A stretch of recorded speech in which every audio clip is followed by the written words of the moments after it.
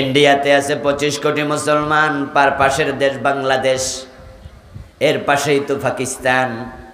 বাংলাদেশে আছি আমরা 16-17 কোটি মুসলমান, পাকিস্তানে 18-20 কোটি মুসলমান। তাহলে ইন্ডিয়া সহ পাকিস্তান বাংলাদেশ সহ মুসলমানের সংখ্যা 60-70 কোটি। বাবরি মসজিদ বাঁচাতে আমরা যখন আগাই নাই, আসমান থেকে সাহায্য আসে নাই, কিন্তু যখন আব্রাহা কাবা ভাঙতে আসে তখন কাবা বাঁচানোর জন্য তার পাশে কোনো মুসলমান নাই, তে আল্লাহ আবাবিল পাঠাইয়া কাবা বাঁচাইছে। যার কেউ থাকে না তার থাকে আল্লাহ।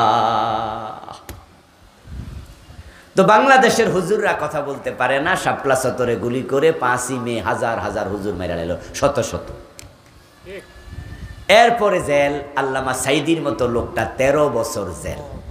আচ্ছা, উনি কি আসলে দর্শনকারী? আপনাদের কি মনে হয়? আচ্ছা, উনি খুন করতে পারে?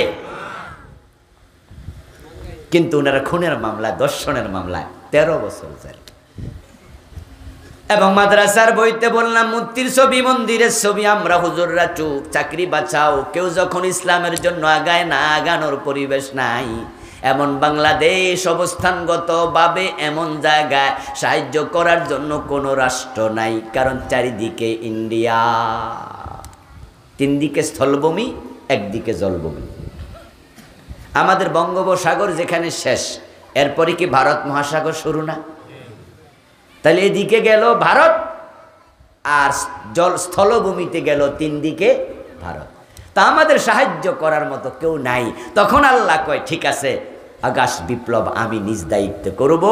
এই জন্য এবারের ঘটনা মানুষ ঘটায় নাই, বিএনপিও ঘটায় নাই, জামাত ইসলামও ঘটায় নাই, কেউ পারে নাই।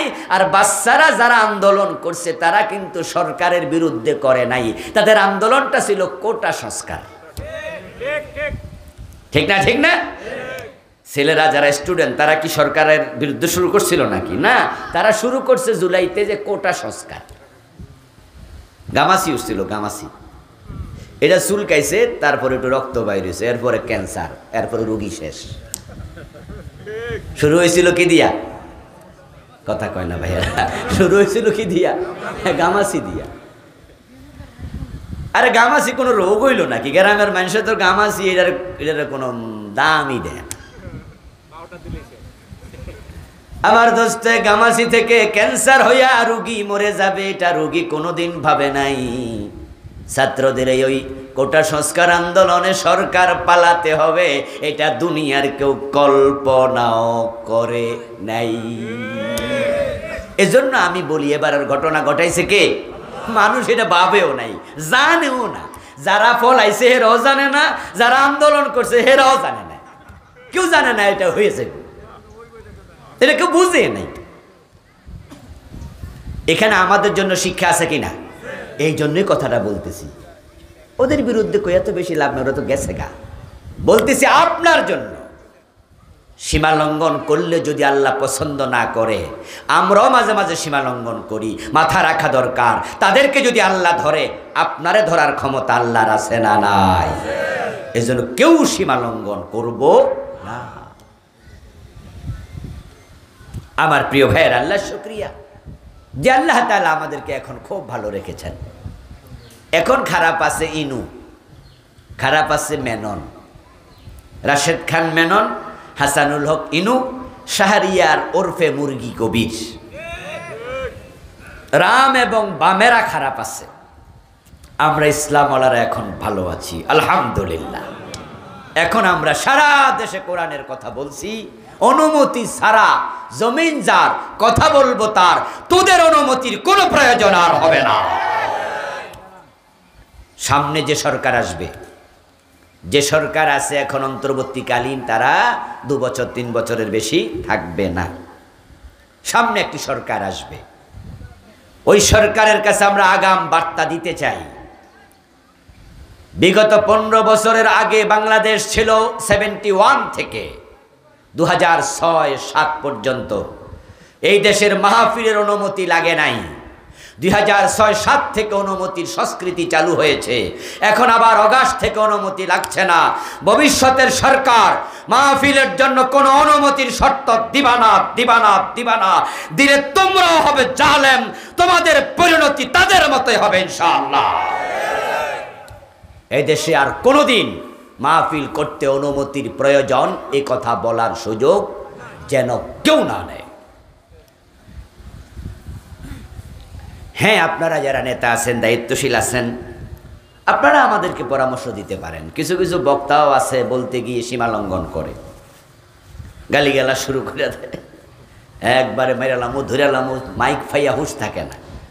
তা আপনি ওদেরকে আস্তে করে পরামর্শ দেন, সুন্দর করে বলেন, কিন্তু আপনি একবারে খবরদারি করে বলবেন মাহফিল চলাকালে মাইক কেড়ে নিয়ে গেছে, এমন ঘটনা করছে না, বক্তার সামনে থেকে মাইক কেড়ে, এগুলো করবেন না।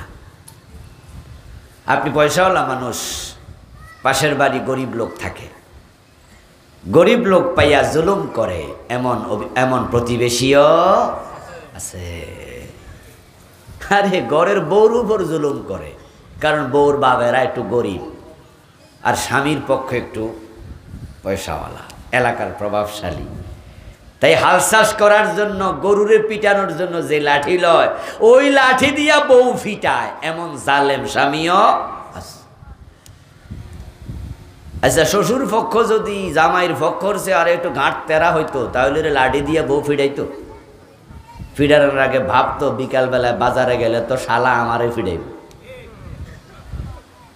কিন্তু যখন বোঝে যে না, শ্বশুর পক্ষ আমার সাথে সামনে দাঁড়ানোর সাহস নাই, ঘরের বউর উপর জুলুম করে, এটা জালেম স্বামী, এটা স্বামী না, এটা আসামি। এজন্য আমরা যেই অবস্থানে যে থাকি না কেন, আমরা কখনো কারোর উপর জুলুম করব না। এ কথার সাথে কি একমত হতে রাজি আছেন? ইন্নাহু লা ইউফলিহুজ জালিমুন, কোরআনে আল্লাহ বলছে জালেমরা কখনো সফল হয় না।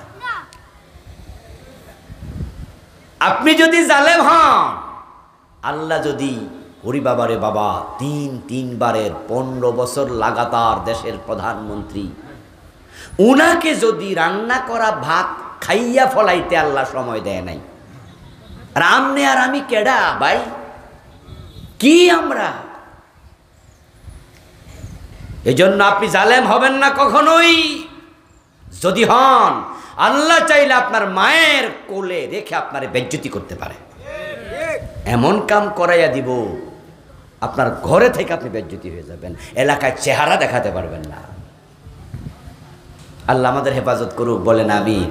প্রিয় ভাইয়েরা, যে মহান মনিব আমাদেরকে ভালো রাখলেন, সুস্থ রাখলেন, আজকের এই চমৎকার আয়োজনের সাথে সম্পৃক্ত হওয়ার তৌফিক দিলেন, আসুন আমরা শুরুতেই তাকে একটু কৃতজ্ঞতা জানাই, শুকরিয়া জানাই, কালিমাতু শুকর ফরি আলহামদুলিল্লাহ।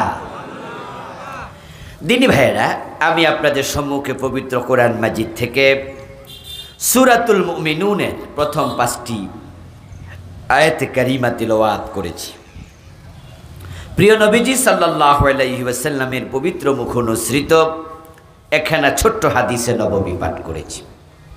আল্লাহ তাআলা তৌফিক দিলে এখান থেকে কিছু কথা বলবো ইনশাআল্লাহ।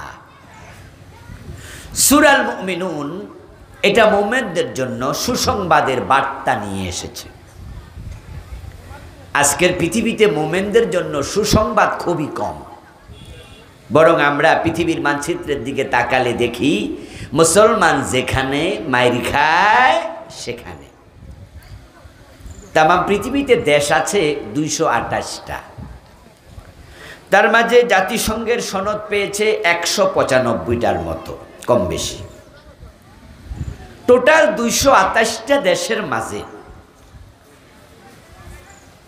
কোনো হিন্দু জাতিগতভাবে নিধনের শিকার একটা দেশ নাই।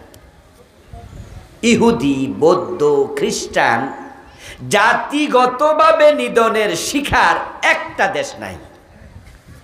কিন্তু Bosnia, Chechnya, Somalia, Kashmir, Algeria, ফিলিস্তিন, গুজরাট, মায়ানমার, ইয়ামান, সিরিয়া, এইভাবে আমি আরো দেশের নাম বলতে পারবো যেখানে শুধু মুসলমান হওয়ার কারণে মাইর খাচ্ছে। অপরাধ শুধু মুসলিম। আমার প্রিয় ভাইয়েরা, ভারতের বর্তমান প্রধানমন্ত্রী নরেন্দ্র মোদী যখন গুজরাটের মুখ্যমন্ত্রী ছিল, তখন গুজরাটের গোদরা রেল স্টেশনে মুসলিম হিন্দু দাঙ্গা লাগাইয়া দিল। দাঙ্গা লাগাইয়া 2000 মুসলমান, যাদের গায়ে কেরোসিন ঢেলে ঢেলে জীবিত আগুন লাগাইয়া পোড়াইছে। এজন্য মোদীকে গুজরাটের কসাই বলা হয়। আজ থেকে আরো 20-25 বছর আগের ঘটনা এটা। আমার মনে আছে তৎকালীন পত্রিকায় দেখেছিলাম, ইনকেলাব রিপোর্ট করেছিল গুজরাটে একজন মুসলিম মা গর্ভবতী ছিল। ওই মাকে ধরে এনে তার পেট কেটে বাচ্চা বের করেছে, করে বাচ্চাকে মায়ের সামনে আগুনে পোড়াইছে, তারপরে মায়ের গায়ে কেরোসিন ঢেলে আগুন লাগাইয়া পোড়াইছে। অপরাধ শুধু মুসলিম। ইরাকে সাদ্দাম এবং পুরা ইরাকটা লাখ লাখ মানুষ মেরে ফেলেছে। এটা মনে আসেনি আপনাদের? মুরব্বীরা বলেন, মনে আছে তো? যারা কম বয়সী তারা ভুলে গেছে। আচ্ছা, সাদ্দাম যদি হিন্দু হইতো, বৌদ্ধ হইতো, ইরাক যদি একটি নন মুসলিম কান্ট্রি হইতো, আমেরিকা কি এভাবে আক্রমণ করতো? অপরাধ শুধু মুসলিম। আমার বন্ধু, আজকের যে আফগানিস্তান আলহামদুলিল্লাহ ইসলামী খেলাফত কায়েম হয়েছে, সেখানে ওসামা বিন লাদেনের নাম দিয়ে আফগানিস্তানটাকে তারা মেসাকার করে ফেলেছিল। লাখ লাখ মুসলমান এই আফগানিস্তানে তারা শেষ করে দিয়েছিল। কাশ্মীরের মুসলমানেরা প্রায় 100 বছরের কাছাকাছি সময় সেখানে তারা সেকেন্ড ক্লাস নাগরিক হয়ে আছে। মাঝে মাঝে কাশ্মীরে দাঙ্গা লাগাইয়া দেয়, মুসলমানদেরকে কচু কাটা করে। মুসলমানরা তামাম দুনিয়ায় মাইর খায়, সুসংবাদ নাই কোথাও। তবে সূরাতুল মুমিনুনের শুরুতে আল্লাহ তাআলা চমৎকার সুসংবাদ দিলেন, কাদ আফলাহাল মুমিনুন, তোমরা যারা মুমিন তোমরা সফল হয়ে গেছো। আমাদের কক্সবাজারে গেলে একটু ভিতরে ঢুকবেন, উখিয়া সীমান্তের দিকে যাবেন, ওদিকে গেলে দেখবেন যে আমাদের মায়ানমারের রোহিঙ্গা 10 লাখের বেশি মুসলমান, তারা এখানে উদ্বাস্তু শিবিরে কাঁটা তারের বেড়া দিয়া তাদেরকে ভিতরে রাখছে মুরগির খোয়ারের মতো। আপনারা মুরগি রাখেন না এরকম ইয়া বানাইয়া, বক্স বানাইয়া? 10 লাখের বেশি মুসলমান। আমি অনেকবার সেখানে গিয়েছি। ওদেরকে মায়ানমারের জান্তা সরকার গুলি করেছে, হত্যা করেছে, বোমা মেরেছে, বাড়িঘরগুলো জ্বালাইয়া দিছে। 10 লাখের উপরে মুসলমান জান লইয়া পলাইয়া ওই নাফ নদী পার হইয়া বাংলাদেশে এসে ঢুকেছে। এখন তাদেরকে কে খাওয়ায়? খাবার আসবে কোত্থেকে? আমরা তো গরিব দেশ। তখন আমরা বাংলাদেশের পক্ষ থেকে জাতিসংঘের কাছে ভিক্ষা চাইছি, তখন জাতিসংঘ ওদের জন্য নিয়মিত ত্রাণ পাঠাচ্ছে। এখন জাতিসংঘ যারা চালায় তারা মুসলমান না অমুসলিম। এখন অমুসলিমদের কাছে মায়ানমারের 10 লাখ মুসলমান ভিক্ষার হাত সব সময় পেতে রাখে। 10 লাখের বেশি মুসলমান। জাতিসংঘ যদি খাবার পাঠায় তারা খায়, আর যদি না পাঠায় না খাইয়া থাকে। হ্যাঁ, মাঝে আমাদের জন্য প্রশান্তির বার্তায় কোরআন সূরাল মুমিনুন পড়লে আমাদের মন ভালো হয়ে যায়, যে আমাদের রব আমাদেরকে বলতেছেন তোমরা না খাইয়া থাকলা, তোমরা গরিব হলা, তোমাদের ক্ষমতা কম, তোমাদের ভালো অর্থবিত্ত নাই, কিন্তু আমি আল্লাহ বলি তোমরা এর মাঝে সফল। তোমাদের সফলতা কেউ কেড়ে নিতে পারে নাই।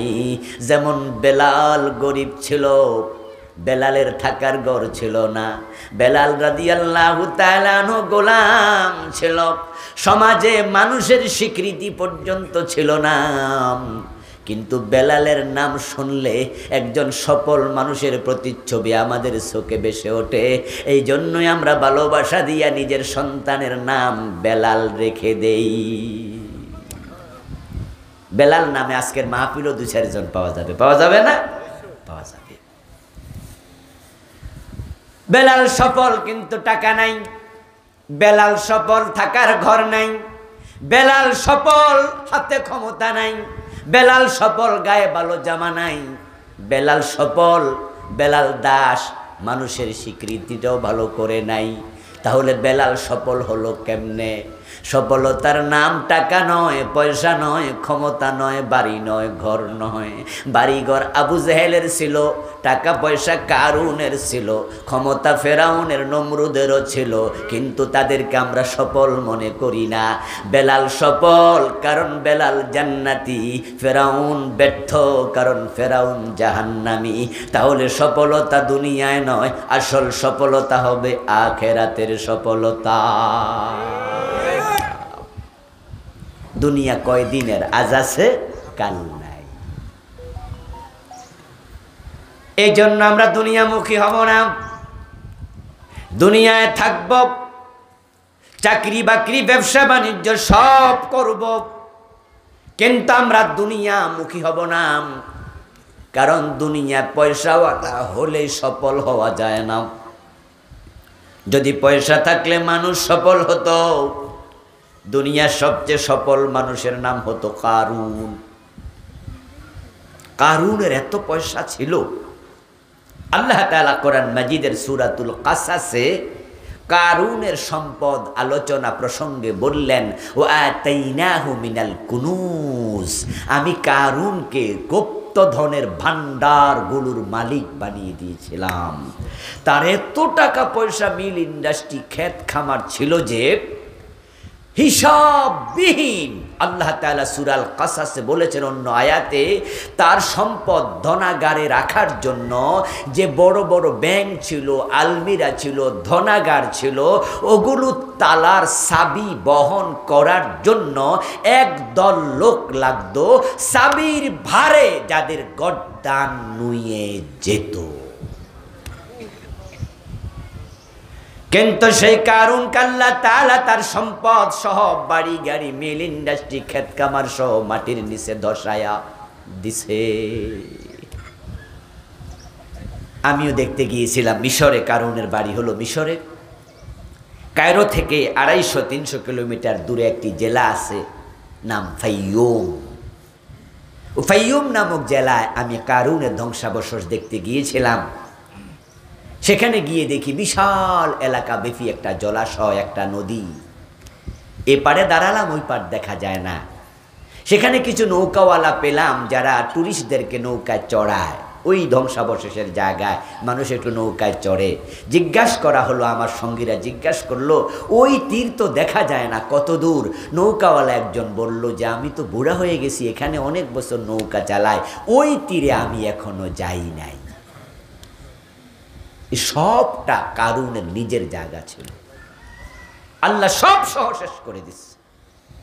যে আপনারা বলুন তো, এত ধনী মানুষ কারুন, সে কি আসলে সফল না ব্যর্থ? আর বেলাল? বেলাল সফল।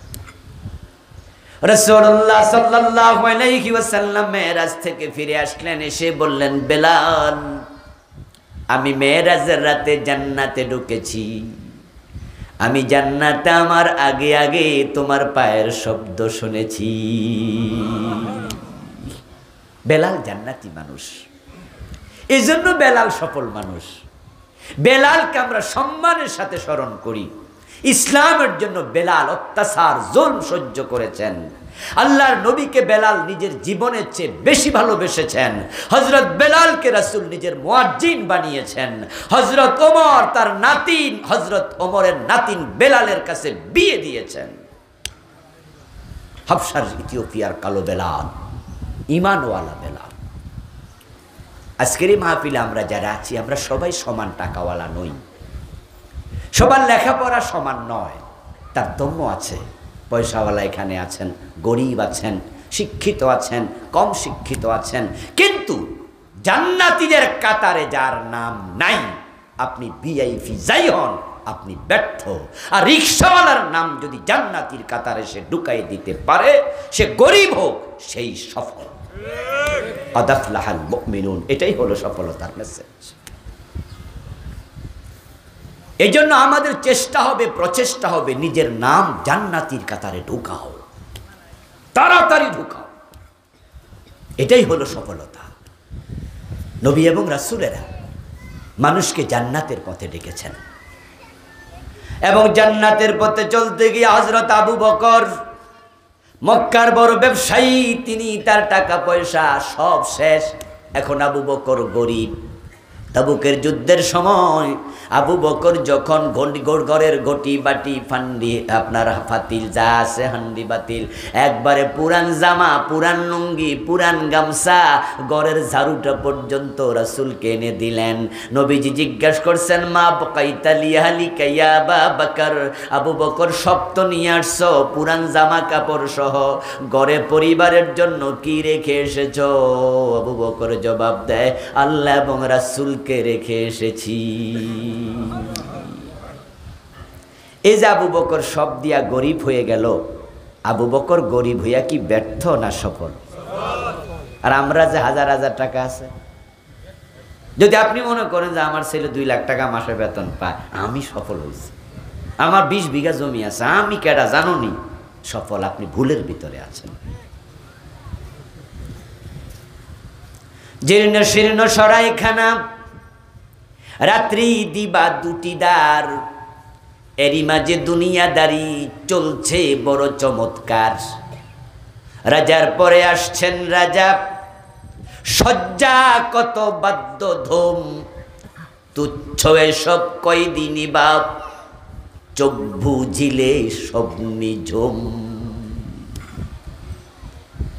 চোখ বন্ধ হলে রিক্সাওয়ালা 3 কাফর, এই দেশের 1000 কোটি টাকার মালিক এস আলম গ্রুপ, তাদেরও 3 কাফর। চোখ বুঝিলে সব শেষ। আর চোখ কখন বুঝিবেন এটা কেউ জানে না, আজকেও হতে পারে, আজকেও হতে পারে। আজরাইল আসতে কাউকে সংকেত দিয়ে আসে না। আর আল্লাহ যে এত বড়, আল্লাহ তার নবীদেরকে পর্যন্ত দুনিয়া থেকে আউট করে দিয়েছে, জিগায় নাই যে আপনি যাবেন কিনা। তবে হ্যাঁ, 1-2টি হাদিসে ভিন্নতা পাওয়া যায়, নবীদেরকে ইখতিয়ার দেয়া হতো, এটা আল্লাহর পক্ষ থেকে ইহতেরাম। নবী সুলাইমান কত বড় নবী, ক্ষমতাওয়ালা, যার কথা জিন পর্যন্ত শুনত, পশু পাখি শুনত, এবং যার কথা বাতাস শুনত। আমরা গাড়িতে চড়ে ঢাকায় যাই, বিমানে চড়ে বিদেশ যাই। নবী সুলাইমান যখন কোথাও যেতেন, তিনি চড়তেন কিসে? বাতাসে। ওয়ালি সুলাইমান আর-রিহ, কোরআনের আয়াত। আল্লাহ বলে, আমি সুলাইমানের জন্য বাতাসকে অনুগত করে দিয়েছি, সে যা বলে বাতাসে তা শোনে। সুবহানাল্লাহ পড়ে। বাতাস যার কথা শুনে, জিনদেরকে দিয়ে কাজ করাইছে। কিন্তু সেই সুলাইমান নবী মারা গেছে শোয়া অবস্থায়, না বসা অবস্থায়, না দাঁড়ানো অবস্থায়? জানেন তো? জানেন তো কি অবস্থায় মারা গেছে? মানে আল্লাহ তাআলা বসতে সুযোগ দেন নাই। সুলাইমান চলে আসো। পরবর্তীতে তিনি তার হাতের লাঠির উপর ভর দিয়েছিলেন দীর্ঘক্ষণ, দীর্ঘদিন। ওই ফোকা লাঠি খেয়েছে, কাত হয়ে পড়েছেন। তখন লোকজন বুঝেছে সুলাইমান নবী মৃত্যুবরণ করেছে। এর আগে লোকেরাও বোঝেনি। আমার বন্ধু, চলে যেতে হবে যে কোনো সময়, 1 সেকেন্ডের নেই ভরসা, মরণ ঘাড়ের পরে। বিপুল সম্পদ করছ জড় বুক বিলাসের তরে, বুলবুল পাখির নে এসেছিনু হেতা, বেঁধেছিনু বাসা বড়ই মমতায়। সময় হলে শেষ, সেরে পরিবেশ, যেতে হবে সেথায়, নিয়তি যেথায়, হয়তো গাছতলায়, না হয় বাসতলায়। তোমার এসি করা রুম, টাইলস করা বিছানা, সুন্দর খাট, বক্স খাট, তোমার মার্বেল করা বাড়ি সব থেকে যাবে। এমন জায়গায় শুইবা যেখানে বিছনা চাদর দেওয়ার সিস্টেম নেই। যদি তুমি তোমার নামটা জান্নাতীদের ভিতরে ঢুকাতে না পারো, মনে রাখবেন মরার পরে কোনো নতুন তালিকা হয় না। কে জান্নাতে যাবে, কে জাহান্নামে যাবে, তালিকা কিন্তু মরার আগে ফাইনাল হয়। ওখানে শুধু রেজাল্ট ঘোষণা হবে। এই জন্য নাম এখানে ঢুকান জান্নাতীদের কাতারে। এখন কিভাবে জান্নাতীদের কাতারে ঢুকবেন? আল্লাহ তাআলা এবার বলছে কাদ আফলাহাল মুমিনুন, মুমিনরা সফল। এই কথা বলার পরে বলছে আল্লাযীনা হুম ফি সালাতিহিম খাশিউন, ওই মুমিন সফল যেই মুমিন নামাজের ব্যাপারে খুশু খুদু, নামাজের ব্যাপারে বড় মুহাফিজ, নামাজের ব্যাপারে বড় যত্নবান। যার নামাজের ব্যাপারে যত্ন নাই ওটার নাম সফল মুমিন না। আলহামদুলিল্লাহ, এমন কিছু মুমিন আছে কৃষি কাজ করে, তাও নিজের ক্ষেত না, মানুষের ক্ষেতে। মানুষের ক্ষেতে কাজ করলে এলাকায় কি বলে? বদলা, মনি, চাকর, কোনটা বলে? কামলা। কামলা কামলার কাজ করে, উত্তরবঙ্গে থাকে, ওখান থেকে আসছে। কিন্তু নামাজের টাইম হলে গামছা বিছাইয়া ক্ষেতের আইলে নামাজ পড়ে। এমন 2-4 জন আসেনি? আরেকজন এসি রুমে থাকে, এই নামাজ পড়ে। এসি অফিস, জোহরের নামাজ শেষ, ভাত খাইছে, পরে বিড়ি টানতে টানতে টাইম শেষ। আর রিক্সাওয়ালা, আমি এমন রিক্সাওয়ালা দেখেছি, রিক্সা রেখে যদি মসজিদে যায় রিক্সা চুরি হয়ে যেতে পারে, ঢাকায় দেখেছি। তাই কি করলো, ফুটপাতের এক কোনায় রিক্সা দাঁড় করাইয়া দেখলাম গামছা বিছাইয়া রিক্সার সামনের চাক্কার পাশে খাড়াইয়া নামাজ পড়তেছে। দেখে নয়ন জুড়াইয়া গেল, এগুলাই তো সফল মুমিন।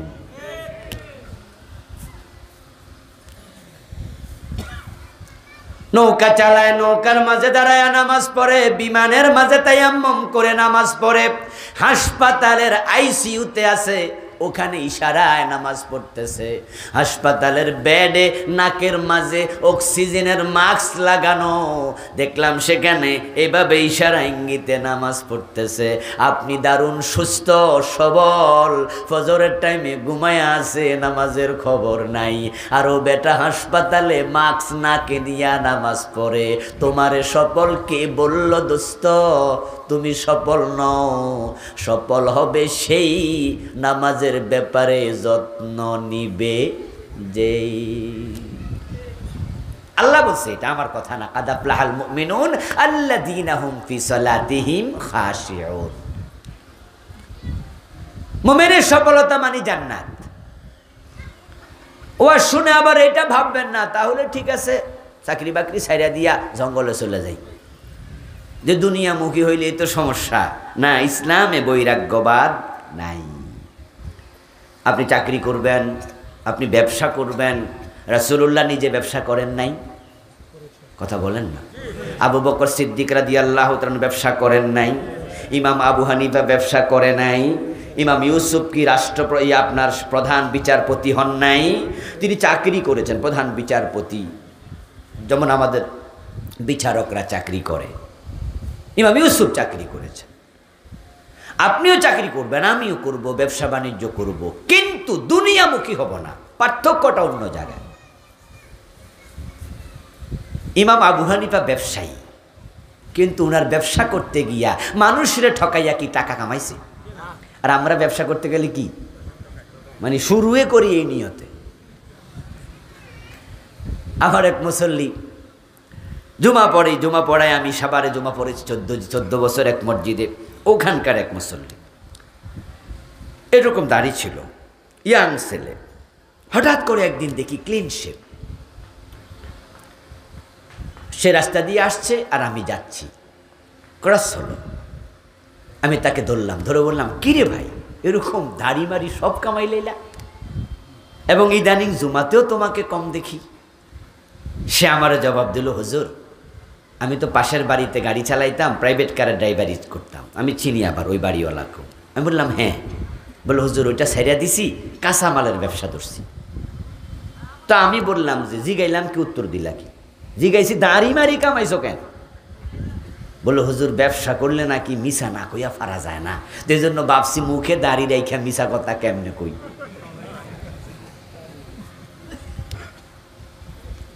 আমি তারে বললাম, এই মিয়া মিছা কথা কইতে হবে কেন ব্যবসা করলে? আচ্ছা যদি মিছা কথা কোয়াও লাগে তো দাড়ি থাকলে কোয়া যাবে না? তো দাড়ি তো হলো সুন্নত, তো লুঙ্গি যে ফরজ, ফ্যান যে ফরজ, এটা তো ফরজ, তো ফরজ আগে খুললে আনা তারে শুরু করতাম।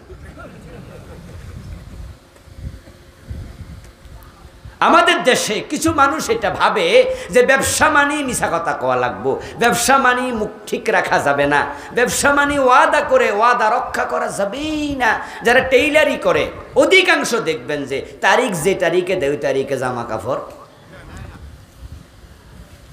প্রয়োজন একটা বুতাম লাগানো বাদ দিয়ে রাখবো, এটা আপনাকে কালকে লাগাই দুমাই, ওয়াদা ঠিক রাখবে না। ফার্নিচার মিস্ত্রি অর্ডার দিয়ে দেখবেন ওয়াদা ঠিক রাখবে না। দুই চারজন ভালো আছে মনে করে ব্যবসা করতে হলে ওয়াদা ভাঙতে হবে, ব্যবসা করতে হলে মিথ্যা বলতে হবে, ব্যবসা করতে হলে হুজুর আপনি কি আর ব্যবসা করেন, আপনি তো বুঝবেন না, ওজনে কম না দিলে ব্যবসা করা যায় না। বাস্তবতা কিছু আছে, নাই যে তা নয়। আমার আপন জেঠাতো ভাই হাফেজে কোরআন, দুবাই ছিল, দেশে আসছে, ব্যবসা ধরেছে আমাদের এলাকার বড় বাজারে, যেটা আমাদের ইউনিয়ন পরিষদের জায়গা। উনি মুদি দোকান খুললো, বছর খানেক পরে দোকান ছেড়ে দিল, লালবাতি জ্বলে গেল। আমি জিজ্ঞাসা করলাম আমার ইমিডিয়েট বড় যে ভাইজান ঘটনা কি, ব্যবসা যে সুবিধা মনে হচ্ছে না, দোকানে মালামাল কমে যাচ্ছে। বলে না ছেড়ে দেব, পারবো না। কেন পারবেন না? ভাই ব্যবসা না করলে জানতাম না এই দেশের ব্যবসায়ীরা কত বড় জালেম। আমি বললাম কেমনে কি? দেখো আমি চিনি কিনে আনি 60 টাকা করে, 2 টাকা ব্যবসা না করলে আমার ব্যবসার পুঁজি, আমার খরচ, আমার দোকান ভাড়া, আমার লাইটিং ফাইটিং কত কিছু চলবে না। আমি 62 টাকা বেশি, আমার পাশের দোকানদার 60 টাকা কিনে আই না 55 টাকা বেশি। আমি কই কিতারে কোন ভাই, কেমনে কি কেমনে কি? আমিও তো প্রথমে ভাবি কেমনে কি। পাবলিক যখন আইসা বলে হাবে সাহেব আপনার এখানে ভালোবাসা, আপনি আলেম মানুষ আসি, কিন্তু আপনি এইভাবে ঠকাবেন এটা তো ভাবি নাই। কি ঠকাইছি যে 60 টাকার চিনি 62 টাকা আপনি বেচলেন, অথচ পাশের দোকানে 55 টাকা। আমি বলি কি রে কয়, একসাথে চিনি কিনে আনি একই জায়গা থেকে, বেটা 60 টাকা তো কিনাই পড়লো, 55 টাকা কেমনে? পরে খবর নিয়ে দেখি 100 গ্রাম কম দেয়। 1 কেজি কত গ্রাম? হ্যাঁ মাশাআল্লাহ, জানান তো দিই কন্যা জোরে, কত গ্রাম? তো 1000 গ্রাম যদি 60 টাকা করে হয় কেজি, তাহলে 6 টাকা পড়ে না? 100 গ্রামে 6 টাকা। শুরুতে যদি 100 গ্রাম কম দেয় তাহলে 55 বেচতে অসুবিধা, 6 টাকা তো এখানে নাই। কয় আরো কারিশমা আছে, চিনি 1 নাম্বার 2 নাম্বার মিশিয়ে ফেলে। যখন 1 2 মিশিয়ে ফেলে বোঝা যায় না 1 2, আবার এখানে 6 টাকা শুরুতে নাই, তো ওই বেড়ার লগে আমি দৌড়াইয়া কুলামু কেমনে? এখন পাবলিকরে যদি কইয়া দেই এখানে ওজনে কম দেয়, ওই বেড়া শুনলে তো লাডি লই আইব যে আপনি আমার বিরোধিতা করেন। কইতেও পারি না, সইতেও পারি না, যাবোটা কই? আমার জেঠা তো ভাই পরে ব্যবসা ছেড়ে আবার দুবাই চলে গেল। ও দোস্ত এখন আপনারা বলুন তো, ইমাম আবু হানিফা ব্যবসা করছে, আমরাও ব্যবসা করি, পার্থক্য আসেনি? এখন আপনি ব্যবসা করতে যায় আপনি দুনিয়ামুখী হলেন, আখিরাতমুখী হওয়ার অর্থ দুনিয়া ছেড়ে দেয় না। চাকরি করবেন, ব্যবসা করবেন, নবীরা করেছে, আমরাও করব, কিন্তু দুনিয়ামুখী হব না। দুনিয়ার সাথে আমাদের সম্পর্ক হবে নৌকার সাথে পানির সম্পর্কের মতো। পানি ছাড়া নৌকা চলবে না, কিন্তু পানিটা নৌকার তলায় থাকুক, নৌকার ভিতরে ঢুকতে দিও না। যদি নৌকার ভিতরে পানি ঢুকতে দাও, এই পানি কিন্তু নৌকা ডুবাইয়া দেবে। ব্যবসা বাণিজ্য সব করিও, আখিরাতমুখী থাকবা, দুনিয়াকে কলবে ঢুকতে দিও না। যাদের কলবে দুনিয়ার লোভ ঢোকে তারাই হারাম খাওয়া শুরু করে, এই দুনিয়া তাদের জাহান্নামে নিয়ে ছেড়ে দেয়। এর মাঝেও আল্লাহর কিছু বান্দা ব্যবসায়ী আছে যারা 1 টাকা হারাম লেনদেন করে না।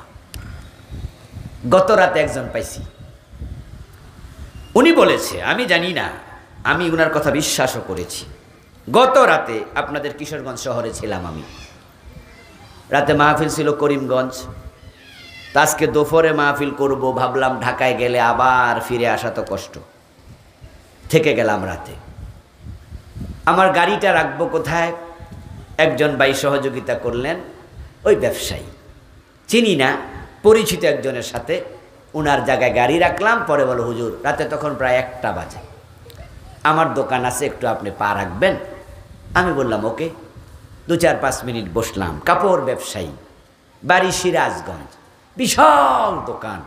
বলল হুজুর আমি চাকরি করতাম ইবনে সিনা হাসপাতালে, ব্যবসা শুরু করেছি, আল্লাহ এত বরকত দিছে। বলল এখন আমার লাখ লাখ টাকা বেচা কেনা এবং হোলসেলে বিক্রি করি, খুচরা করি। হুজুর একটা কাজ করি, একজনকেও ঠকাই না। বলল অল্প দিনে আল্লাহ আমার এত ব্যবসা বরকত দিছে। 1 নাম্বার কাপড়, 1 নাম্বারই আমি নিজ উৎপাদনও করি আমার এলাকা, বাড়ি সিরাজগঞ্জে। বলে আমার ফ্যাক্টরি আছে এলাকায়। সুতা 1 নাম্বার হলে যা বলি তা। আমার মনটা জুড়ে গেল। বললাম ভাই আসলেও বরকতের মালিক কে? আপনি নীতির উপরে থাকেন, নীতির উপরে থাকেন। আমাদের মুসলমানেরা আমরা পৌঁছে গেছি বেশি। ইসলাম আমল করছে খ্রিস্টানরা, ইসলাম আমল করছে ইহুদিরা। আমি আমেরিকা সহ পৃথিবীর অনেকগুলো দেশে অনেকবার গিয়েছি।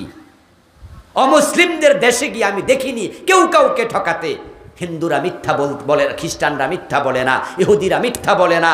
কোটি কোটি টাকার ব্যবসা করছে, বিশাল বড় বড় ইন্ডাস্ট্রি বানাইছে, 2 নাম্বারই করে না। বাংলাদেশে আসলে যখন 2 নাম্বারই দেখে তার আশ্চর্য হয়। আচ্ছা আমাদের দেশে বাটা কোম্পানি আছে, কথা বলে না কেন? বাটা কোম্পানির নাম শুনছেন? আচ্ছা বাটা কোম্পানি কি 1 রেটে বেচে না 2 রেটে? কিন্তু আমাদের দেশের মুসলমানদের গুলিস্তান যাবেন, এখন অনেকে সোজা হয়েছে, গুলিস্তান যাবেন দরাদরি ছাড়া বেচবেই না। আমি অনেক দোকানে গিয়ে বলি ভাই এক দাম বলেন তো, হাসি দিয়া হুজুর 1 দামে কি চলে? আপনি কিছু বলেন আমি কিছু বলি, ধাক্কা ধাক্কি করতে করতে যেখানে গিয়ে থামি। এর মানে হলো আমি 100 টাকার জিনিস 500 টাকা চামু, দেখি আপনি কি বলেন। তা আপনি লজ্জা শরমে যদি বলেন যে হুজুর 250 200, আমি ধাক্কা মাইরা বলবো এত কমে কি চলে? কিনছি এত 350। মিথ্যুক। আপনার কেনা যদি 350 হয়, আমি এখন কি বলি 10 টাকা ব্যবসা দে, 20 টাকা দে, তাহলে 370 টাকা। আপনি তো খুশি গদগদ। 100 টাকার জিনিস 370, যদি 1 রেটে লিখতাম 125, তাহলে তো বেচা হইতো, এত কি আর লাভ হইতো? এই জন্যই তো আমি 1 দামে বেশি না। বাটা কোম্পানি যদি 1 রেটে বিক্রি করে 100 বছর ব্যবসা করতে পারে, তুমি কেন পারবা না? আমরা দুনিয়ামুখী হয়ে গেলাম। ও দোস্ত আমার, ওই দুনিয়ামুখী হতে যাইয়া ব্যবসা করতে করতে নামাজের সময় পায় না। ইভেন সবে কদরের রাতেও এশারের নামাজটা পড়ে না, কারণ ঈদ সামনে, বেচা কেনা রমরমা। তাই পাবলিক এতেকাফে গেছে, পাবলিক মক্কায় উমরা করতে চলে গেছে, পাবলিক নামাজ পড়ার জন্য সবে কদর তালাশের জন্য মসজিদে ঢুকে গেছে। আর দোকানদার সারা রাত দোকানদারি করে, নফল নামাজ দূরের কথা, আপনার রাত রমজানের কি নামাজ, তারাবির নামাজ দূরের কথায় বেটা এশারের ফরজটাও করে নাই। এই হলো ব্যবসায়ী। এজন্য হাসরের দিন আল্লাহ তাআলা ফেরেশতাদেরকে বলবেন, সব ব্যবসায়ীরা আগে জালেমের কাতারে দাঁড়াও, দাঁড় করাও। আত-তুজ্জার ইহশারুনা ইয়াওমাল কিয়ামাতি ফুজ্জারা, হাদিস। সব তুজ্জার, তাজেরের বহু বচন তুজ্জার, ব্যবসায়ীদেরকে সবগুলোর পাপিষ্টের কাতারে দাঁড় করা। ইল্লা মানিত্তাকা ওয়া সাদাকা ওয়া বাররা। তারপরে এবার ফেরেশতাদেরকে আল্লাহ বলবেন, ব্যবসায়ীগুলাকে ফাজের পুজ্জারের পাপিষ্টের কাতারে দাঁড় করাইয়া 4 পাশে তোরা গোল হয়ে খাড়া। এরপরে এবার এই ব্যবসায়ীদের মাঝে ভালো মানুষও আছে, খারাপও আছে। এবার আল্লাহ বলবে যারা মুত্তাকি, যারা সত্যবাদী, যারা আল্লাহকে ভয় করে ব্যবসা করছে, ওদেরকে বের করে করে নবী, সাহাবী, সিদ্দিক ওদের কাতারে দাঁড় করা। সুবহানাল্লাহ। আত-তাজিরুস সাদুকুল আমিন মান নাবিয়্যিন ওয়াস সিদ্দিকিন ওয়াশ শুহাদা ওয়াস সালিহিন। যারা ভালো মানুষ, ভালো ব্যবসায়ী মানুষ ঠকায় নাই, নামাজ পড়তে যাইয়া আপনার দোকানদারি করতে যাইয়া নামাজ কাজা করে নাই। আলহামদুলিল্লাহ, দোকানের মাঝে নামাজে খাড়াই গেছে। ওই জন্য দেখলাম এক ব্যবসায়ী জোহরের আজান হলো, আমিও মসজিদে যাব, উনি দেখি যে যেহেতু দোকানে কেউ নাই, উনি আল্লাহু আকবার, দোকানের জায়গা দোকান, নামাজ পড়ে ফেলতেছে। আর সৌদি আরবে গেলে দেখবেন যে আজানের সাথে সাথে দোকান। এবং দুনিয়ায় যত পয়সাওয়ালা মানুষ আছে, চাকরিওয়ালারা পয়সা বেশি না ব্যবসায়ীদের পয়সা বেশি? বাংলাদেশে যদি 100 জন বড় বড় পয়সাওয়ালা তালিকা করে, চাকরিওয়ালা কয়জন হইব? 100 জনের মাঝে নট এ সিঙ্গেল পার্সন। 100 জনই ব্যবসায়ী হবে। আরে 100 না, 1000 জন তালিকা করবেন বড় বড় ব্যবসায়ী, নাম্বার 1 2 3 4 1000 পর্যন্ত করেন, চাকরিওয়ালা একটাও ঢুকবে না। কারণ ব্যবসার মাঝে এত বরকত, চাকরির মাঝে এত বরকত নাই। আর কোত্থেকে আসবে? বাংলাদেশের সবচেয়ে বড় চাকরি যেটা, এটার নাম হলো সচিব। সচিবের বেতন হলো 1 লাখ, সব মিলে সর্বসা করলে 1.25 লাখ। তো 1.25 লাখ টাকা যদি হয়, বছরে কয় লাখ হইলো? 1.5 লাখ করে হইলেও তো 18 লাখ হয়। আর এমন ব্যবসায়ী বাংলাদেশে আছে একদিনেই 50 লাখ টাকা। এখন ব্যবসায়ীরা সবচেয়ে ধনী। এবার বলুন তো, ধনীরা কি হিসাব করে করে যথাযথভাবে যাকাত দেয় নাকি? এজন্য ব্যবসায়ীরা পাপিষ্টের কাতারে থাকবে বেশি। পয়সা যখন বেশি হয়, মানুষ তখন কৃপণ হয়। পরের আয়াত, আল্লাযীনা হুম লিয-যাকাতি ফাঈলুন।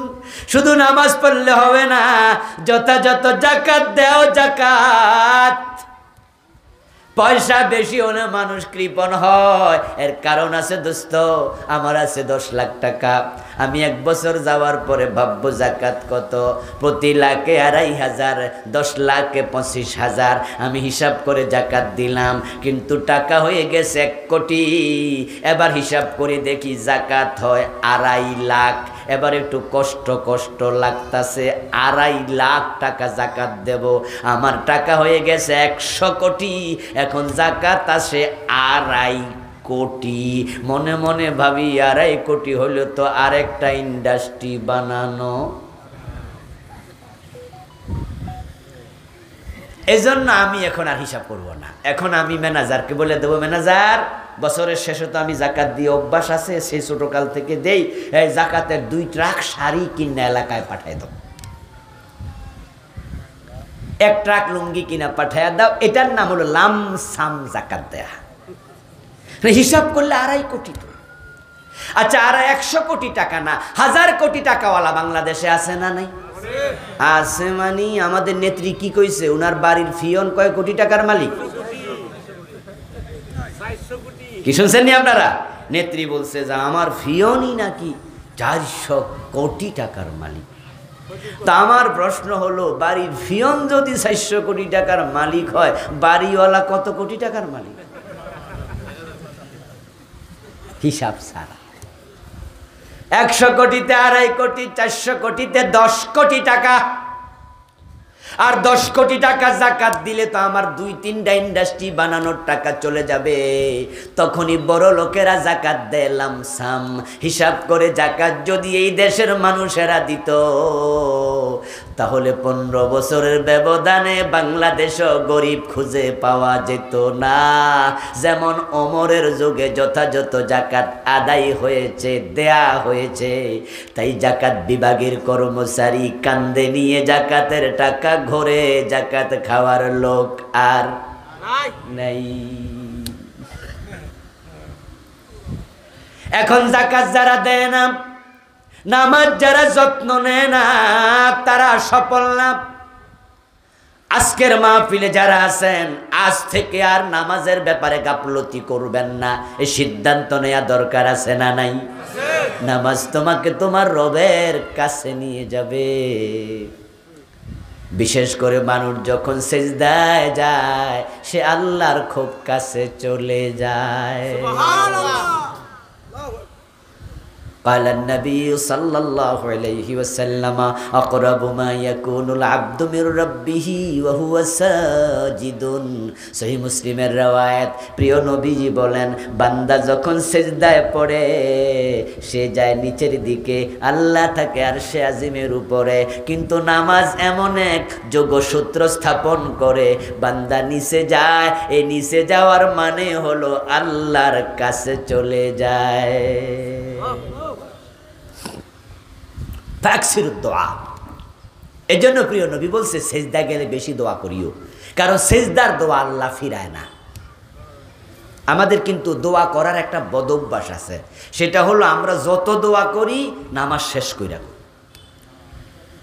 হাদিসে আছে ফরজ নামাজের পরে দোয়া কবুল হয় এটাও রাইখেন কিন্তু দোয়া বেশি কবুল হয় সেজদা এবং নামাজের ভিতরে সুবহানাল্লাহ কারণ ব্যক্তি যখন নামাজে দাঁড়ায় সে আল্লাহর সামনে থাকে আল্লাহ তার দিকে তাকায়া থাকে সেজদায় যখন যায় আল্লাহর কাছে চলে যায় এজন্য প্রিয় নবীর যখন বিপদ মুসিবত আসতো তিনি নামাজে দাঁড়িয়ে যেতেন আল্লাহ বলেছেন ওয়াস্তাইনু বিস-সাবরি ওয়াস-সালাহ ইন্নাল্লাহা মা'আস-সাবিরিন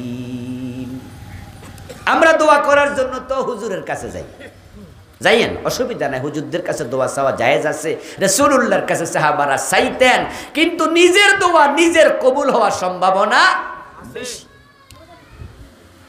কারণ আপনার চাহিদা তো আমি বুঝবো না আপনারটা আপনি বুঝবেন যদি আপনাকে মশা কামড়ায় ব্যথা কি আমি পাবো আপনাকে সাপে কামড়াইলে আপনি যতই বলেন হুজুর সাপে কামড়াইছে হুজুর খুব ব্যথা আমি কিন্তু এতটা বুঝবো না আপনি যা বোধ করবেন এই জন্য নিজের চাহিদা আল্লাহর কাছে নিজে যেভাবে বলা যায় আরেকজনকে দিয়ে সেভাবে বলানো যায় না তো আল্লাহর বক্তব্য হলো ফাজকুরুনি আযকুরকুম আমাকে ডাইরেক্ট সেজদায় চলে যাবেন সেজদায় গিয়ে বলবেন আল্লাহ আমি এটার বিয়ে হয় না বিয়ের ব্যবস্থা তুমি করে দাও সেজদায় গিয়ে বলবেন আল্লাহ ছেলে বিদেশ যাবে ভিসার ব্যবস্থা করে দাও আল্লাহ ছেলে চাকরির জন্য টাকা জমা দিছি এ আল্লাহ দরখাস্ত করছি বিদেশ যাওয়ার জন্য টাকা জমা দিছি আল্লাহ ব্যবসা শুরু করেছি আল্লাহ শরীরটা ভালো না আল্লাহ তোমার কাছে চাই আল্লাহ কোরআনে বলেন উদউনি আস্তাজিব লাকুম আমাকে ডাকো আমি তোমার ডাকে সাড়া দিতে প্রস্তুত হয়ে আছি সুবহানাল্লাহ এই নামাজ আপনাকে আল্লাহর কাছে নেবে অথচ এই দেশের লোকেরা নামাজে খুশু খুদু তো পড়ে কত আছে নামাজি পড়ে না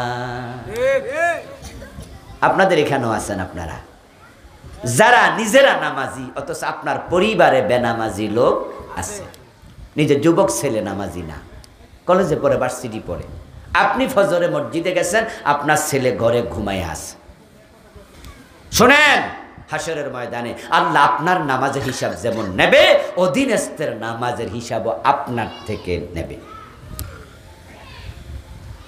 কোরআনে আছে ওয়ামুর হালাকা বিসসালাতি ওয়াস্তাবির আলাইহা নামাজ এমন এক ইবাদত যেটা শুধু নিজে নয় নিজে নামাজ পড়ো তোমার পরিবারকে নামাজের আদেশ করো সন্তানের বয়স যখন 7 নামাজের আদেশ করো নামাজ যখন পড়বে না 10 বছর হলে প্রয়োজনে শাসন করো নামাজ পড়তে বাধ্য করো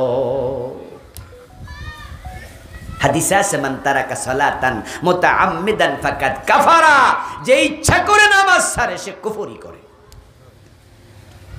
প্রিয় ভাইয়েরা নামাজ ছাড়বেন না কোনোদিন আল্লাহ নামাজ ছাড়ার কোনো অধিকার মানুষের দেই নাই দেহের মাঝে মাথা যেমন দিনের মাঝে নামাজ তেমন কল্লা যদি কেটে ফেলা হয় তাহলে বডিটা কার এটা চেনা যায় না আপনার বউও চিনবে না আপনার কল্লা ফেলাই দিলে চেনা খুব কঠিন আপনার নামাজ নাই আপনার ঈমানই নাই মান তারাকা সালাতান মুতাআম্মিদান ফাকাদ কাফারা কুফরি হয় ঈমান চলে যায় নামাজ নাই কিচ্ছু নাই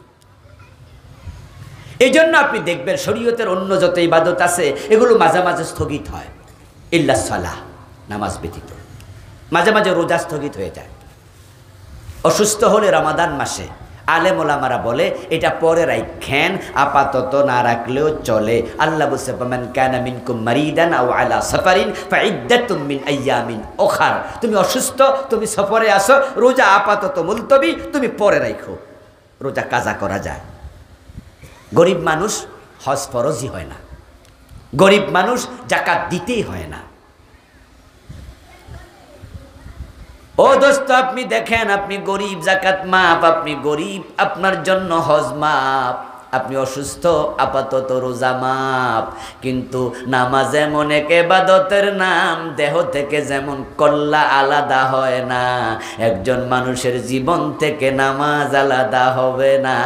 এত সুস্থ, দাঁড়ানোর ক্ষমতা নাই, ইসলাম বলে বসে পড়ো, বলে হুজুর বসতেও তো পারি না, ইসলাম বলে শুয়ে ইশারায় হলেও পড়ো। সল্লি কায়েমা ফাইন লাম তাস্তাতি ফাকাইদা ইল্লা আলা জানবিন। প্রিয় নবীর অর্ডার, দাঁড়িয়ে পড়ো, পারো না, বসে পড়ো, পারো না, শুয়ে পড়ো, ইশারায় পড়ো। মাপ নাই, মাপের সিস্টেমই নেই। রওনা দিছেন সেন্ট মার্টিন যাবেন, কক্সবাজার সীমান্তে, তারপরে সেখান থেকে টেকনাফ, তারপরে জাহাজে চড়লেন, তারপরে নদীর মধ্যখানে, সাগরের মধ্যখানে গেলেন। হঠাৎ করে ঝড় তুফান শুরু হলো, ডানে বামে সামনে পিছে তাকিয়ে দেখেন যে বাড়িঘর কিচ্ছু দেখা যায় না, বঙ্গোপসাগরের থই থই পানি। হঠাৎ গেছে জাহাজ ডুবে, হতে পারে না? নামাজের মাসালা কি তখন? মাসালা কি? হুঁশ আসে যতক্ষণ, নামাজ পড়স ততক্ষণ। মাসালা, মূলনীতি, আবার বলছি, হুঁশ আসে যতক্ষণ, নামাজ ফরজ ততক্ষণ। আপনি পানিতে সাঁতার কাটছেন, কিন্তু কোন দিকে পার, কোন দিকে দিক আপনি জানেন না, কিচ্ছুই তো দেখা যায় না। হুঁশ আছে, সাঁতারও কাটতেছেন, দেখলেন সূর্য ডুবে যায়, মনে পড়ে গেল আসরের নামাজ তো পড়ি নাই। শরীয়তের মাসালা হলো, তখনও হুঁশ যদি থাকে, সাঁতার কাটতে কাটতে ইশারায় আসরের নামাজ পড়ো, তখনও মাপ নাই।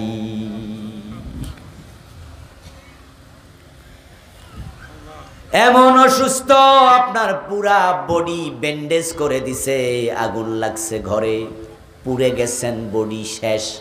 ডাক্তার প্যাকেট বানায় ফেলছে সাদা ব্যান্ডেজ দিয়া, বলে দিছে 2 মাস পানি টাচ করা যাবে না।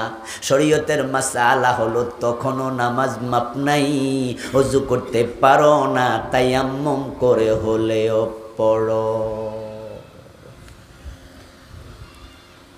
মায়েদের প্রসব বেদনা শুরু হয়, বাচ্চা প্রসব করবে, শরীয়তের মাসালা হলো, যদি তার ব্লিডিং শুরু হয়, তার নেফাসের পানি ভাঙ্গে, তাহলে নামাজ মাফ।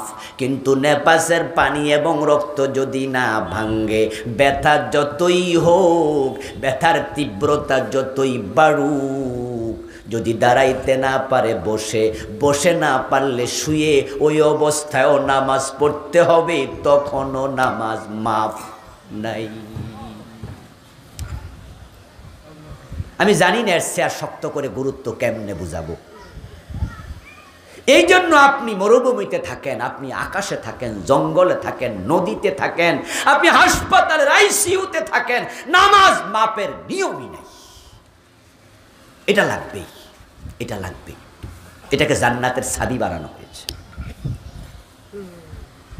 পরিবার পরিজন সবাইকে বলুন নামাজ পড়ো, পড়ো এখন। এই নামাজটা খুশু খুদু এমন নামাজ হবে, যেই নামাজ আল্লাহর সাথে আপনার সংযোগ স্থাপন করে দেবে।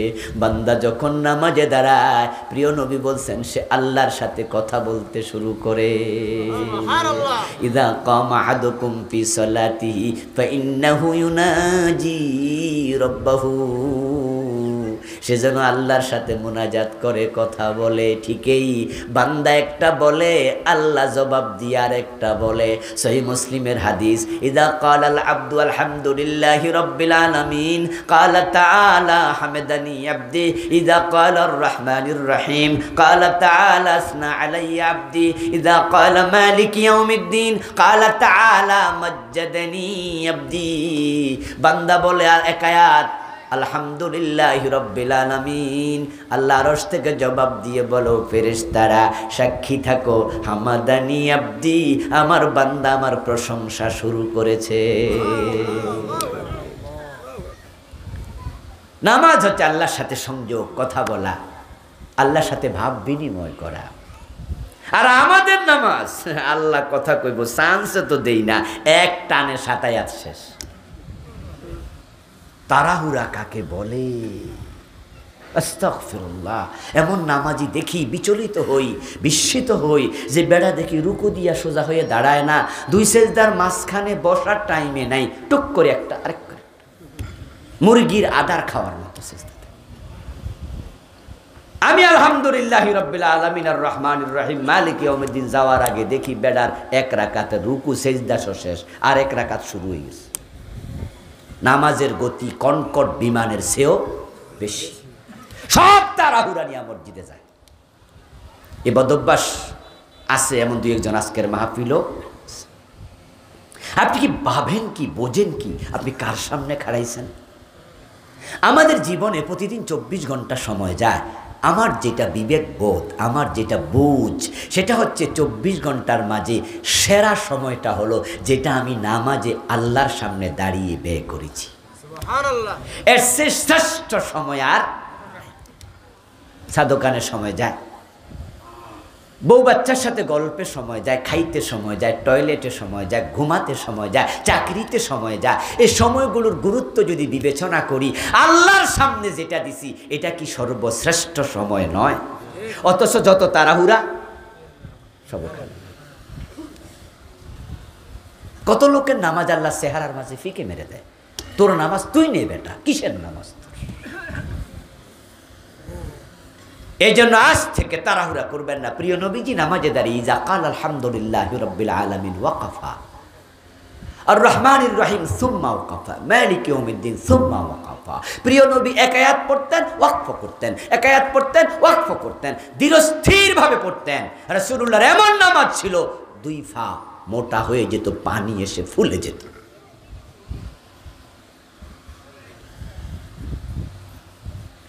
আজ থেকে আর আমরা তাড়াহুড়া করব না। রাজি আছেন তো ইনশাআল্লাহ? এই নামাজ হবে সফলতার মাধ্যম। যাকাত যারা দেন, যাকাত দেবেন হিসাব করে, লামসাম দেবেন না। যাকাত দেয়া যেমন ফরজ, যাকাত হিসাব করাও ফরজ। যাকাতে দুটি ফরজ, একটা হলো দেয়া ফরজ, আর একটা হলো হিসাব করা ফরজ। মাগরিবের নামাজ ফরজ, মাগরিবের 3 রাকাত ফরজ। কেউ 4 রাকাত পড়লেও হবে না, 2 রাকাত পড়লেও হবে না। যাকাত হিসাব না করে দিলেন, সবটা সাদাকা হবে, যাকাত হবে না। যাকাত হলো 2.5%। তা আপনি হিসাবই করেন না, না করে আপনি দিতেছেন। হিসাব না করার কারণে সবটা নফল সাদাকা হবে, ফরজ জাকাত হবে না। ওয়াল্লাযীনা হুম আনিল লাগবি মুরিদুন। সফল মুমিনের আরেকটা চরিত্র হলো তারা অপ্রয়োজনীয় কথা বলে না। অপ্রয়োজনীয় কথা বলার অভ্যাস আমাদের ভিতরে খুব বেশি, বিশেষ করে বাংলাদেশের লোকের অভ্যাস। মুখে তো কোনো তালামালা নাই, তাই শুধু কয়, বুঝলেও কয়, না বুঝলেও কয়, জানলেও কয়, না জানলেও কয়। চা দোকানে বইসা তালাকের ফতুয়াও দেয়া হয়। অথচ মানুষকে জাহান্নামে নেবে দুটি জায়গা, একটা হলো 2 ঠোঁটের মাঝখান, আর একটা হলো 2 রানের মাঝখান। প্রিয় নবীজি বলছেন, মাইয়াদমান লিমা বাইনা লিহিয়াইহি লাহিয়াইহি ওয়া মা বাইনা রিজলাইহি আদমান লাহুল জান্নাহ। যারা এই 2 চোয়ালের মাঝখান, 2 রানের মাঝখান লজ্জাস্থান আমি নবীর কাছে জিম্মা দিল, আমি নবী মুহাম্মদ তার জান্নাতের জিম্মাদার হয়ে গেলাম। সুবহানাল্লাহ। আমলিক আলাইকা লিসানাক, জিহ্বা ব্যবহার করবেন সাবধানে। কথা বেশি বললে কি হয়? গীবত হয়, শিকায়াত হয়, ভুল হয়, মিথ্যা হয়। আপনার মুখ আপনার জাহান্নামের কারণ হয়ে যেতে পারে। খুব সতর্ক। না বুঝে কথা বলবেন না, চুপ থাকেন। জানি না বলবেন, জানি না, এটা বলাতে কোনো লস নাই, কোনো লজ্জা নাই, কিন্তু ভুল বলাতে সমস্যা। বিশেষ করে মাসআলার ক্ষেত্রে সতর্ক থাকবেন। না বুঝে মাসালা বলবেন না।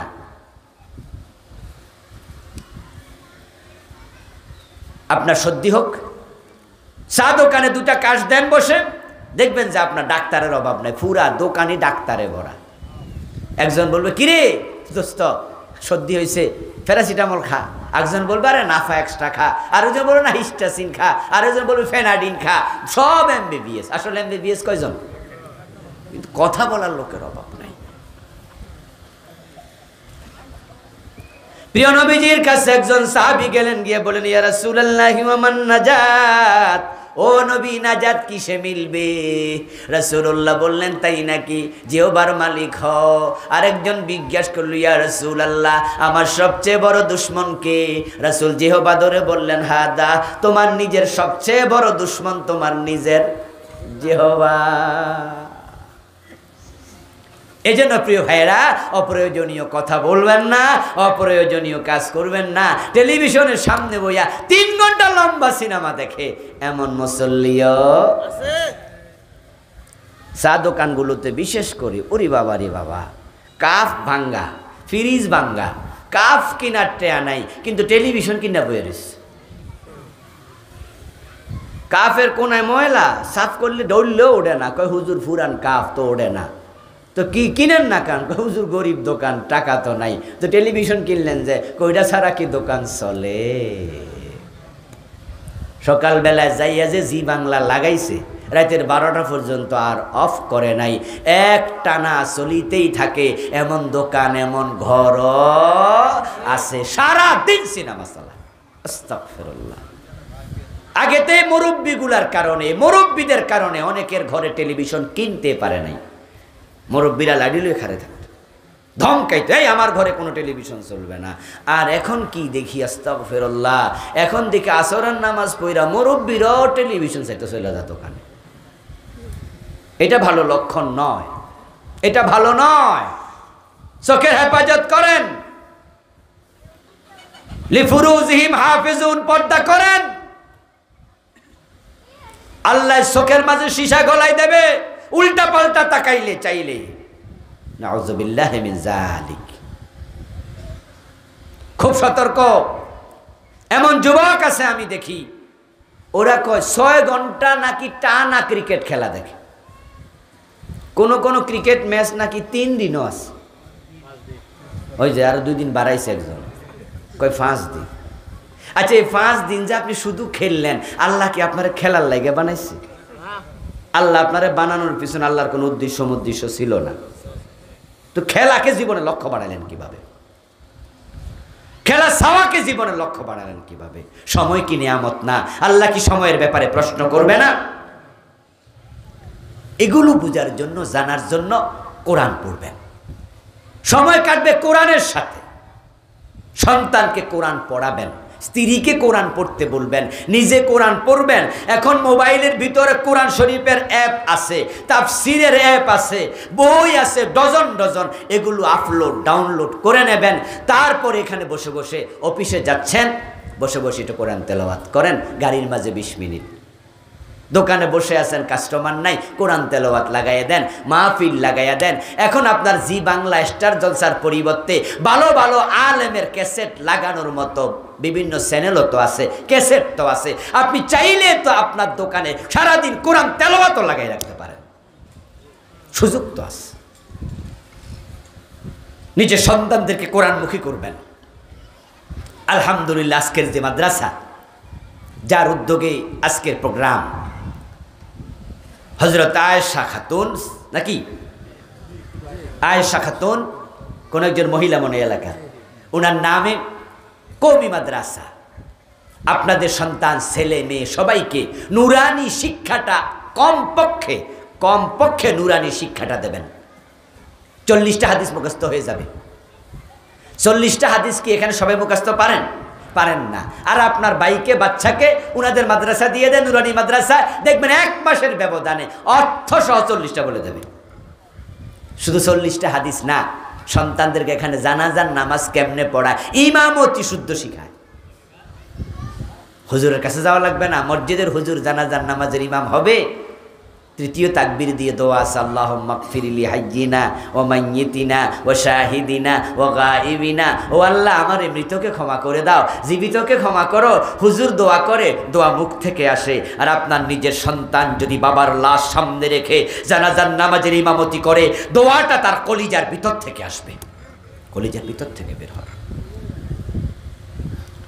এই জন্য সন্তানকে কমপক্ষে জানাজার নামাজ পড়াইতে পারে অতটুকু এলেম দেন। তারপর ডাক্তার হোক, ইঞ্জিনিয়ার হোক, উনাদের এখানে ক্লাস 5, ক্লাস 7, 8 পর্যন্ত পড়লে কোরআন পড়তে পারবে, অর্থ বুঝতে পারবে, বিশুদ্ধ তেলাওয়াত হয়। নুরানি মাদ্রাসাগুলোর সবচেয়ে বড় অবদান হলো তেলাওয়াতটা বিশুদ্ধ হয়ে যাবে। কিন্তু আমি যদি এখানে যারা আজকে আছেন মাহফিলে, আপনাদের সবার সূরা ফাতিহা শুনতে চাই, সবাই বিশুদ্ধ পারবেন? অনেকেই পারবেন না। অনেক মুরব্বীরা, আপনারা ছোটকালে যখন পড়ছেন মক্তবে, তখন আনাকুম, বানাকুম, তানাকুম এই জাতীয় যোগে পড়ছেন, তো আপনাদের ওস্তাদরাও ছিল মুর্শি টাইপের হুজুর, বিশুদ্ধ অনেকে জানতোই না। এদেশে তো মাদ্রাসাই ছিল না, কামেল পাশ করার জন্য যাওয়া লাগতো কলকাতা আলিয়ায়, দাওরা পাশের জন্য দেওবন্দ মাদ্রাসা, ঠিক না? দেওবন্দে যাওয়া লাগতো। এই যে আজকে জামে এমদাদিয়া দাওরা মাদ্রাসা বিশাল কিশোরগঞ্জে, এত বড় মাদ্রাসা কি 100 বছর আগে ছিল এখানে? চর্চিনা 100 বছর আগে ছিল না, ঢাকা আলিয়া ছিল না, কলকাতায় ছিল। বাংলাদেশের সবচেয়ে বড় মাদ্রাসা হাটহাজারী, এটাও ছিল না 100 বছর আগে। তাহলে এখন যখন ছিল 100 বছর আগে, মক্তব ছিল, ছোট ছিল। এখন তো অনেক আলেম, আলহামদুলিল্লাহ, নিজের যোগ যা গেছে বিশুদ্ধ করেন, চেষ্টা করেন, নিজের সন্তানকে উনাদের হাতে তুলে দেন। দেখবেন আপনার সন্তান আপনি মরার পরে কবরের পাশে গিয়ে বিশুদ্ধ তেলাওয়াত করবে, আপনার জানাজার ইমাম হবে, সুন্দর করে কোরআন তেলাওয়াত করবে, কলিজাটা ভরে যাবে। সন্তানদেরকে মাদ্রাসামুখী করার তৌফিক আল্লাহ আমাদের দান করুন, সবাই বলি আমিন।